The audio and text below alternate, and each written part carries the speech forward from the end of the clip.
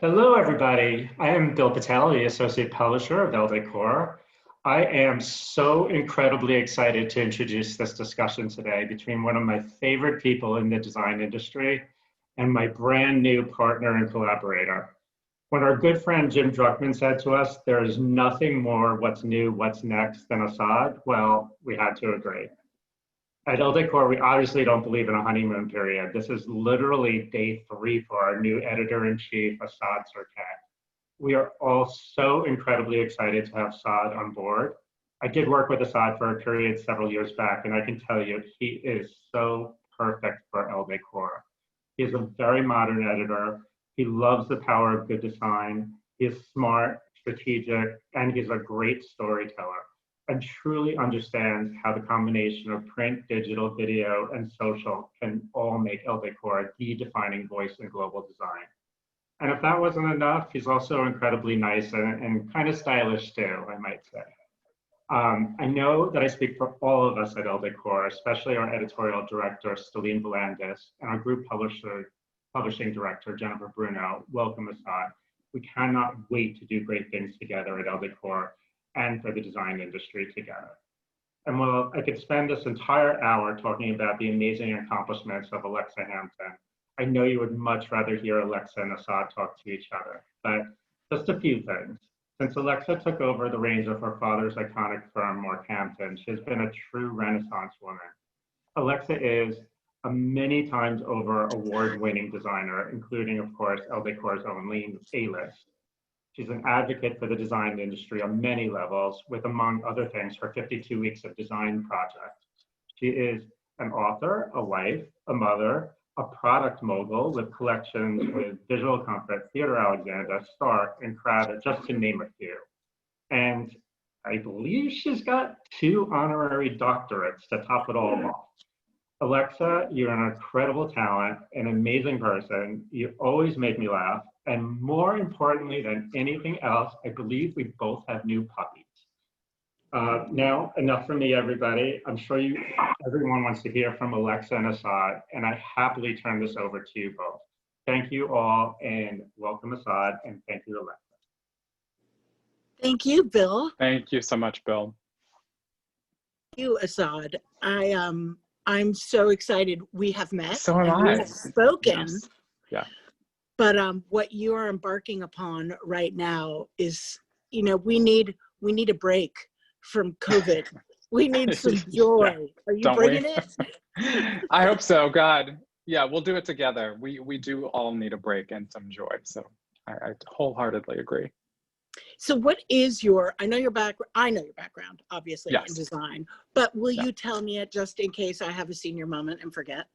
Sure. And for folks who don't know, so I started by studying architectural history in college. So that was really my first foray into the world's plural of design. So furniture, architecture.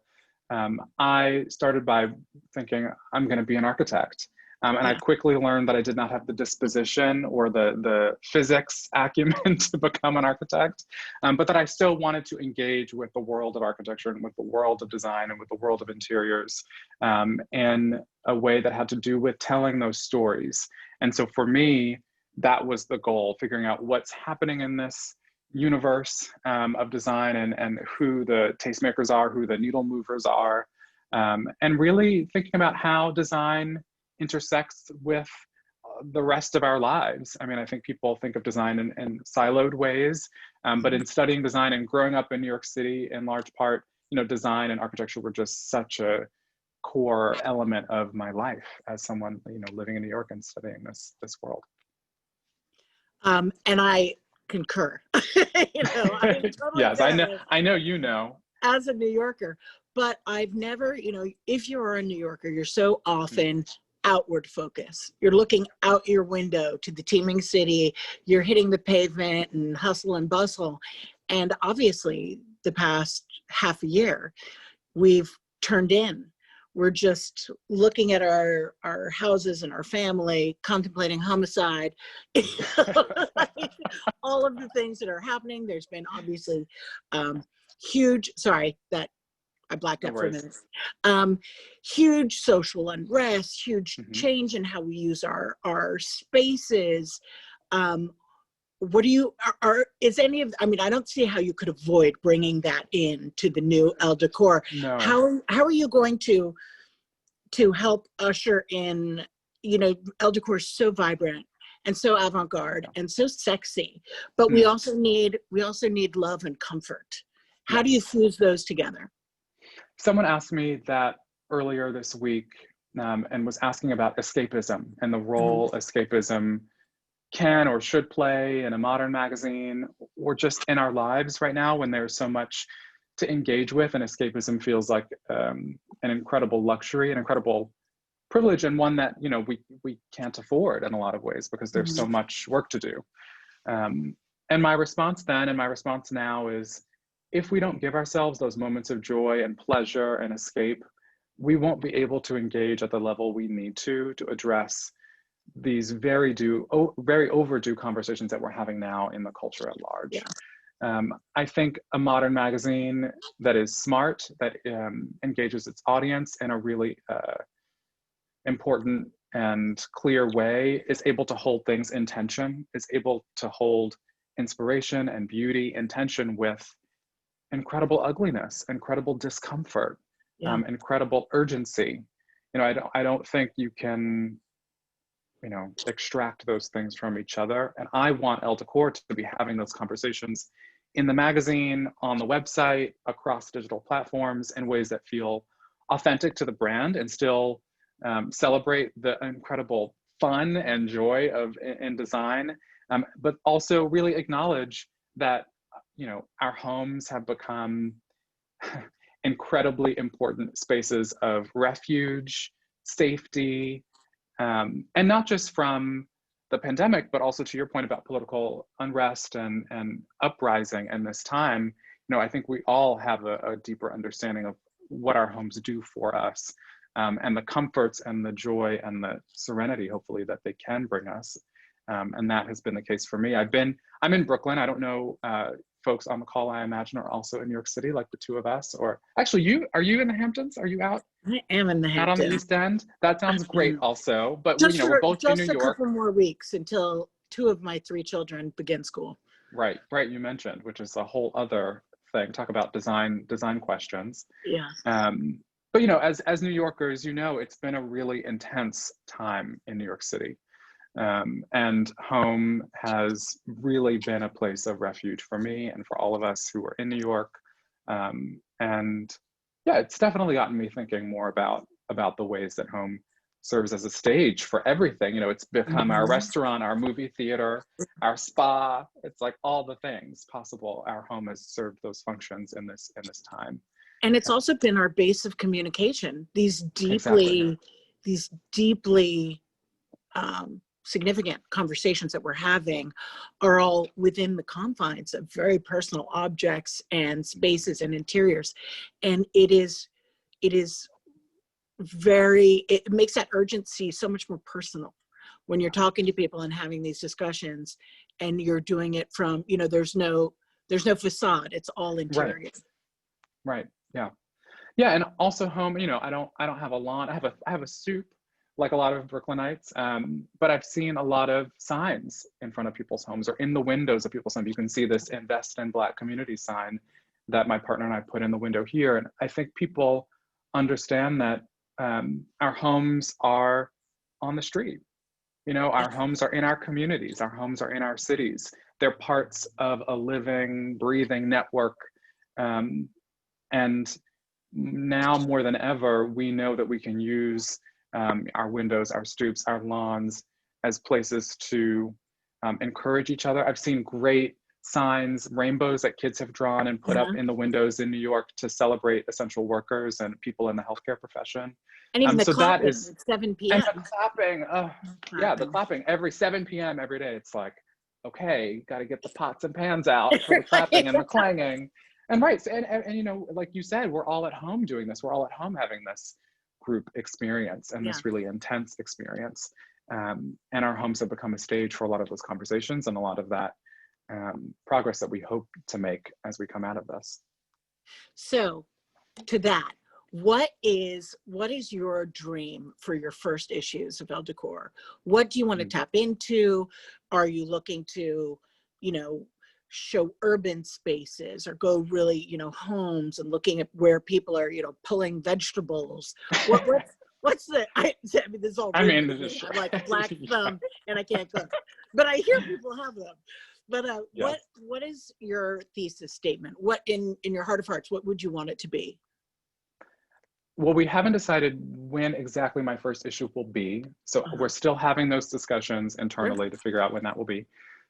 But ideally, in an ideal universe, all of the above, you know, D, all of the above. I want Elle Decor to feel like it's serving up inspiration and the kinds of stories that people are used to seeing in Elle Decor and loving and poring over and saving and referring to in 6 months, 6 years. But I also want to find space to have conversations about how people are living. I've seen a lot of folks talking about buying land with friends and creating compounds to live on, and really thinking about gardening and, oh yes. And you know, there's some great artists who are doing that. I know for me, I'm also not a person who grows things well. Flowers, maybe in a pot, you know, maybe. A cactus. But yeah, exactly, a cactus. Don't ever have to water it, just leave it alone. But you know, discussions about how people are living, how people's conceptions of living communally, right, how they've adapted to not just this moment, but really the last decade. I mean, the internet has so shaped how we think about our connections to other people and where feels okay to live. You know, you don't necessarily need to have people living nearby because you know that you can reach them by other means. You know, for my first issue, for my first set of issues, I want to really start to have those conversations. And Elle Decor's already been doing it. I think certainly thinking about multi-generational living and people who've inherited property that they're reimagining and re-envisioning for modern life. You know, those are conversations that Elle Decor's been having for a long time. So yeah, I would say D, all of the above. And of course, as a magpie, as someone who loves to kind of collect references and story ideas, you know, all of those things are of interest to me. But you know, we'll start to whittle it down in the months to come. But I'm just excited by the possibilities. I think in any time of crisis and tension, there's so much opportunity to think about telling new types of stories, engaging with new ideas, because there's a real urgency to it. It's kind of like when you set a field on fire to get back down to what's the indigenous flowers that, I don't know, I keep going gardening because this is so not me. And you sound knowledgeable. I'm right there with you. Do I good? Yeah. Let's keep that going. But when you do that and all, you can go back to the history of what grew in a place, and it can really invigorate it. As I have never worked at a magazine, I want to get a little secret behind the scenes from you. Sure. How much backlog do you have? Because it's been really great for all of us in this moment to tap into our magazines and to tap onto Instagram, to the magazine feeds, and see newness. And it's become so vital because, you know, we see the same images a lot. So getting to go to Elle Decor and see, you know, all of these things that we have not seen yet, like newly published, do you have a deep well from which to draw? Yes, there's been plenty of work being done in the last months to get things photographed where the team has been able to. And, you know, designers love Elle Decor. The audience is so engaged and so loyal. And that's a gift for me coming into this. You know, this is my 3rd day. So I'm learning so much about what is in the archives, what has been photographed, what has been discussed already. And just how deeply in love the audience is with the magazine, which is just a great place to start from. So yeah, there's plenty of work that's been done. I'm excited to keep having those conversations about where things will fit. And also really think about, you know, where we can go from what we've already shot, what's already been produced. You know, that's great. I think it's great that there's a well to draw on. And I'm excited to meet the designers who we've already worked with to get those things produced. So we have a question. Yes, have you been to the office yet? I have not been to the office yet. I'm at home. That is so crazy. In Brooklyn. I know, it's really surreal to be starting at home. You know, it's like, this is my same environment. Yeah. Yeah, exactly. I will go in hopefully next week. And if not next week, sometime very soon. But for now, yeah, just like everybody I'm sure on this call, I'm working at home. Yeah. I'm lucky to be able to work at home. A lot of our frontline workers in every industry are out in the world and you know, doing that for all of us and for themselves and their families. So yeah, no, I'm at home right now, which has been really surreal to start this. Whenever I've gone to a magazine headquarters, you know, it's a bullpen.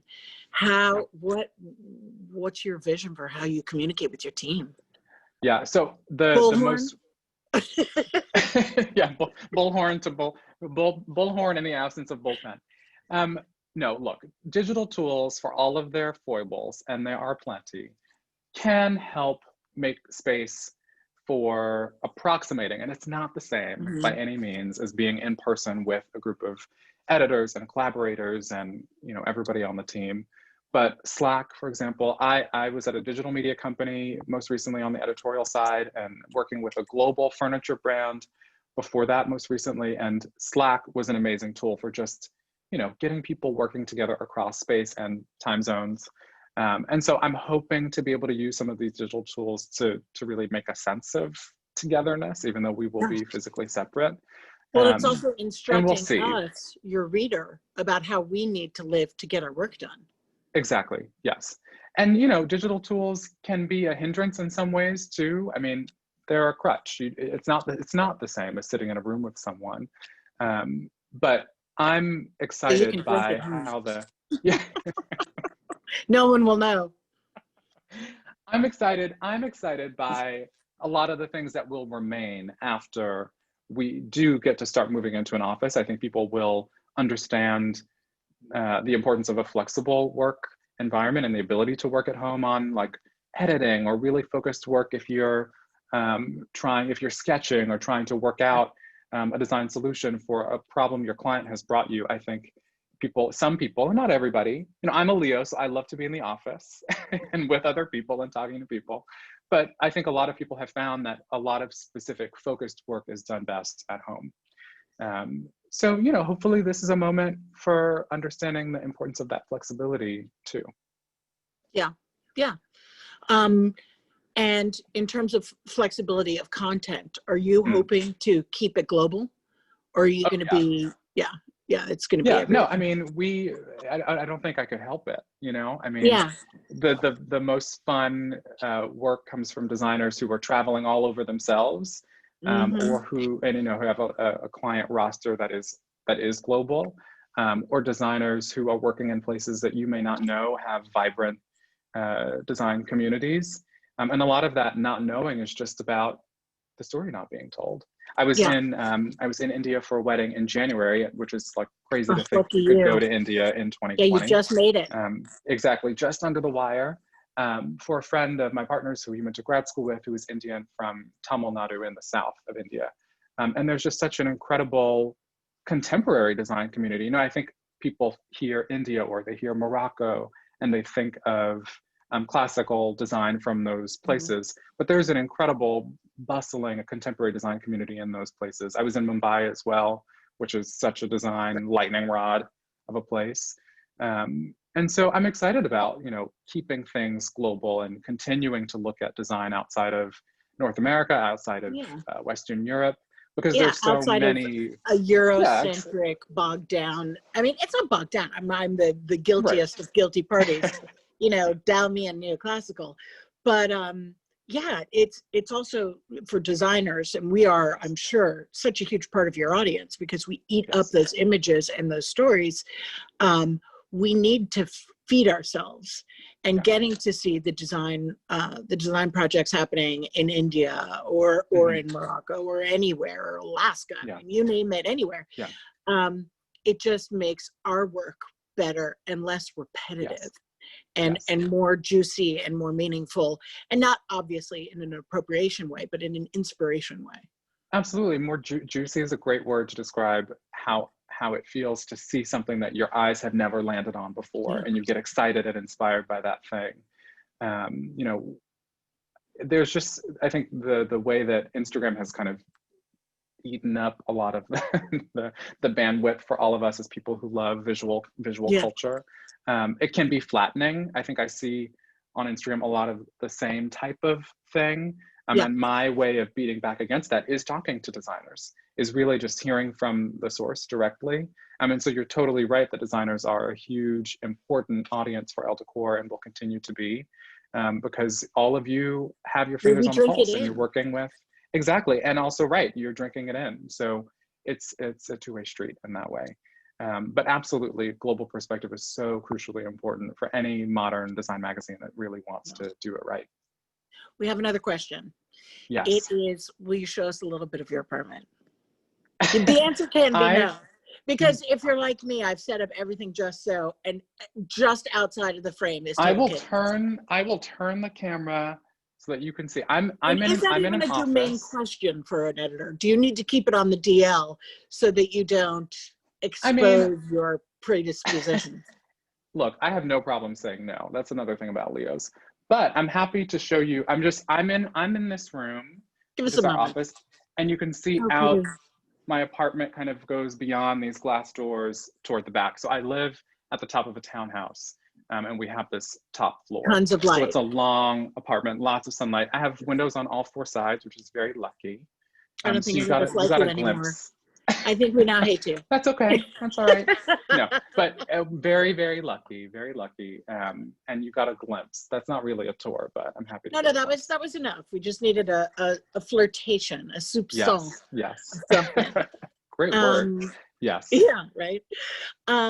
When you are going to be looking at, right now we're coming up to market and where we would have been at High Point. And I still have plans to go.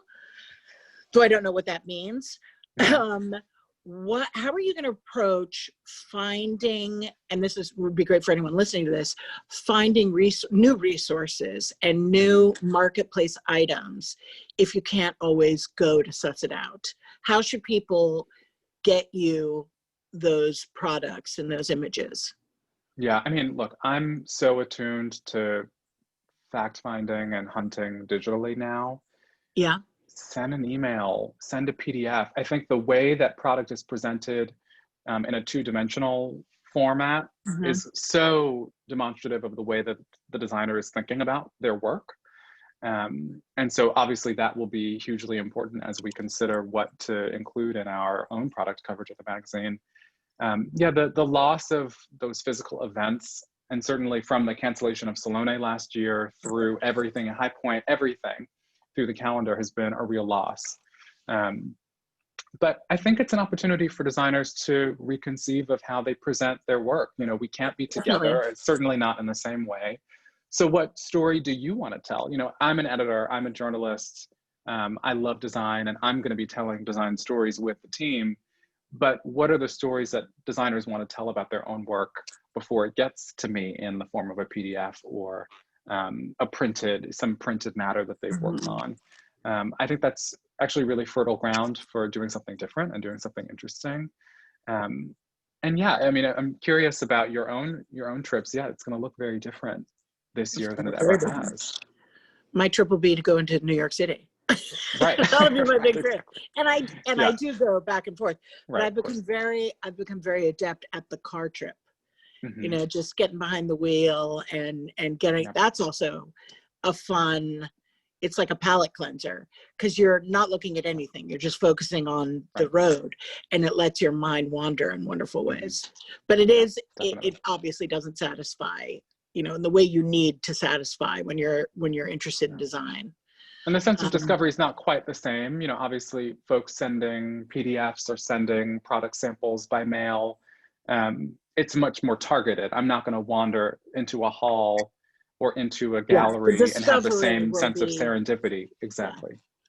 And that's tough. I think everybody in this industry and across most creative industries is struggling with that right now and figuring out how best to operate without, the tools that we're all used to using. So maybe you could, designers are used to obviously showing our clients, I guess, what you would call a story. And sometimes we can be very verbose, or we can explain it very well, or sometimes we can't. So maybe we can learn how to tell stories better from our magazine counterparts, so that when we go speak to our clients, it gives us a new language with which to approach the project. Absolutely. In that Absolutely. totally 2D format. Exactly. And look, I always say, and I think a lot of great editors have said this, a magazine is a conversation. A magazine is about making people feel like they're talking to their most informed, coolest, most stylish friend. And as such, it should feel like a two-way exchange. It should feel like folks who are reading the magazine are learning something, and that we're learning from our community of audience members as well. Yeah. And so absolutely, if it helps designers figure out how best to tell stories about their own work by reading stories that we're producing in the magazine, that's like my best case scenario for all of this. I think that's our best case scenario. Great. Well, then we're on the same page. We're on the same wavelength then. Now, out of all of those trade shows, I don't know if you can say this, but have you been to all of them? I have. I've not been to High Point, which is a very important show. And but I do not come from a market background. Okay, so there we go. Terrible. So maybe 2021 is the year where we'll get to do both in the same calendar year. Because I was going to say, my background is not market. Yeah. Someone says, come to High Point. Yes. Amber, yes, coming to High Point as soon as I can. My background is in architecture. I worked at AD on the architecture side and worked on features and on the features team. So, right, I've not been to High Point yet. I have been to Salone, ICFF, obviously right here in our own backyard, and NYC by Design. I've been to Stockholm Design Week, having worked recently for a Swedish company. Ooh. And Stockholm is amazing. If folks here have not gone, anybody here who's not gone, go to Stockholm. I've been to Copenhagen. Not now, but as soon as you can. Yeah, as soon as you can. Go as soon as you can. There's so much design inspiration there. I studied abroad in Japan, so I am really just keen on Japanese design and hearing what's happening there. So yeah, I've been to most of the design shows, and in various capacities. And obviously, Stockholm Design Week, I went as someone who was actually in a business side role for a furniture brand and a design studio. So that part of my brain is obviously still whirring. But that's great, because that'll give you a whole different perspective to what you're showing. Yeah, because it isn't just the beauty of it; it's the sit, it's the feel, it's the construction, it's deep. And exactly, it's the sit and the feel and the way that it feels a need for someone. And I think in a business side role, you get so much closer to answering that question, like what need is this filling for the client? And you and designers on this call are working with clients all the time, and it was great for me to have experience serving clients in the design sphere, just to understand what their priorities were, where they weren't being served by other companies in the business. That was invaluable experience. I'm really glad that I had that. Well, I have to wonder, with this huge explosion of the housing market, or what I understand to be the huge explosion of the housing market, what that means for like 6 months from now. Because I think people are buying houses, they're catching their breath, they're seeing if their kids are going to school, they're seeing if the market explodes, they're seeing what the election brings. And then I think there will be, once there's like a tiny bit of stasis, there will be this explosion of new ideas. Yes, totally agree. I mean, the housing market, it's interesting. Brooklyn's housing market has been much more competitive than Manhattan's recently, because people know that there's potential for more space to be had in Brooklyn, and community. Brooklyn didn't really shut down in the same way. Exactly, the sense of community that I've been able to get in my neighborhood has been really great through this period of incredible turmoil and uncertainty. And so I know that that's been the case. The Hudson Valley and points north outside of the city have been really popular. And I think the rates of sale in those places have gone up, they've doubled, I think, if not more, just because of the demand that's there now. I'm really fascinated by how the pandemic and how pandemics in, years past have really shaped the periods after. People keep talking about the Roaring '20s and it being a response to the Spanish flu Ooh, and that good. epidemic in 1918. And you know, it's like, right, are we in for another period of incredible excess? In some ways, I hope not. We don't need our our inequality to our gaps in the way that people are experiencing and able to live. We don't need those gaps to grow. But I think in terms of people's creative fire, it would be great to feel like there was a real renaissance, a real love for things crafted by hand, a real understanding of the importance of gathering in person and facilitating that. And I think we all are there mentally and emotionally. Like I really miss being with other people physically in offices, restaurants, in theaters. You know, I haven't seen any, none of us have seen any live performance in months and months. Miss the theater and movies in particular. Yeah, and those spaces same. And those spaces are designed for communion and for gathering. And celebration. And celebration, exactly. And we don't have access to that right now. So I imagine that, yes, there'll be an incredible hunger for that as we move out of this pandemic into something I hope will be equitable and positive and productive and joyful. But it's going to be fascinating to see all of that happen. And with the housing market, it's the same thing. I think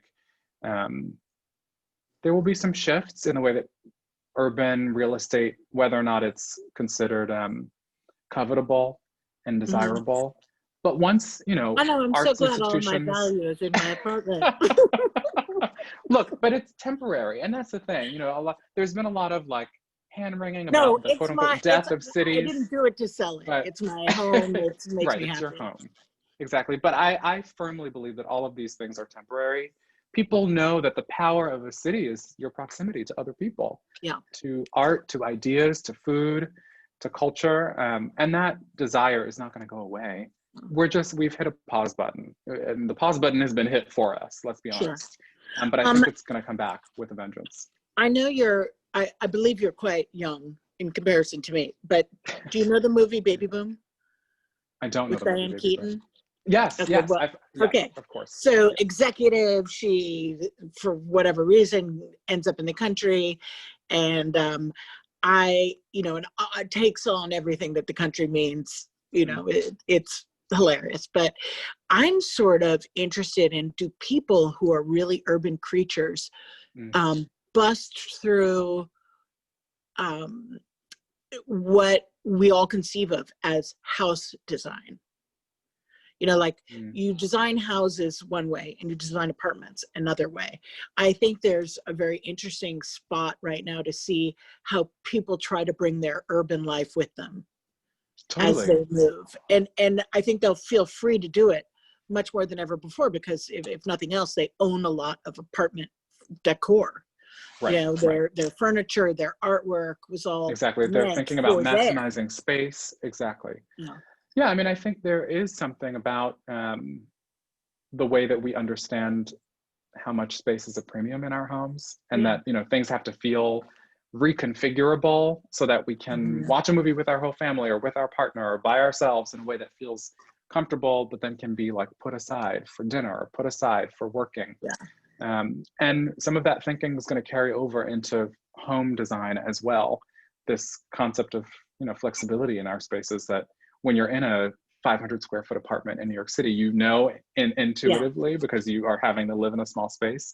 But that now that everything is happening at home, even if you have the space, I think people will be much more tuned to how well and how smartly they're using it.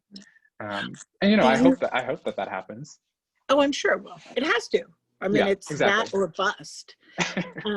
You know how decorators like myself, we always love our trays and our boxes. I feel so vindicated on the tray level. Because, I love a tray. Yes. You know, like I'm in the dining room using the dining room table as a surface, and so is my husband. And I got a tray right there, and I just put all my junk on my tray, and I can go. And then you can lift it and take it away. This tray had value. Yep. I know. I'm having the same conversations with my partner. I'm like, remember all those times you told me I had too many trays? Now we're at home and the trays are great. It's the era of the tray. It is, yeah. And I mean, any object like that in your home that is versatile and that allows you to do 5 different things, you know, put, you know, your coffee and your breakfast down while you read the paper and get it settled for the day, or settle down and watch a movie, or, you know, get on a call and spread out samples. Those things are invaluable. You have It's to a have little them. George Carlin, you know, how he said, Yeah. you know, Yes. everybody's junk is crap and all of your crap, you know, except for your junk. Your junk is Right, junk. it's precious. Their junk is crap. Your crap Right, is junk. exactly. And we Right. just go from room to room with piles of crap. Yeah. But, you know, we're lucky to be able to We are. reinvent those spaces. Well, this has been so much fun. What would you like to say to all of us about the coming months of Elle Decor under your stewardship? Honestly, just keep in touch, watch this space. There's so much I'm excited about doing. I have a very specific, clear vision for the magazine, but I also want this to feel like a moment to have a conversation, work collaboratively with not just the team internally, but, you know, with our design partners, with the designers who are sending project submissions, with folks who have been brand partners for the brand for years. I'm so invested in getting to know everyone and really talking to people, which is why I really was excited to do this today. So yeah, just keep in touch and stay tuned. I don't think We're we've so ever excited. had such access to an important editor. It's an exciting, I mean, right off the bat. Well, I'm happy have to. you It out really, there. it's great for me too. So this is really great. Thank you. Well, thank you. And maybe we can actually see each other in person. I know. Yeah, when you come back, let's make a plan. We'll make a plan offline. Wouldn't it be funny if, like, you met me and I was 2 feet tall and you just weren't expecting that? Or I was like 7 feet tall. We'll see. I could surprise you. You never know. Thanks again, Well, Alexa. So good to thank you. chat. And thank you to Bill and Celine and to Jennifer Bruno. And this has been really exciting. Yeah. Can't wait for more. Me too. Kisses. All right. Bye. Take care.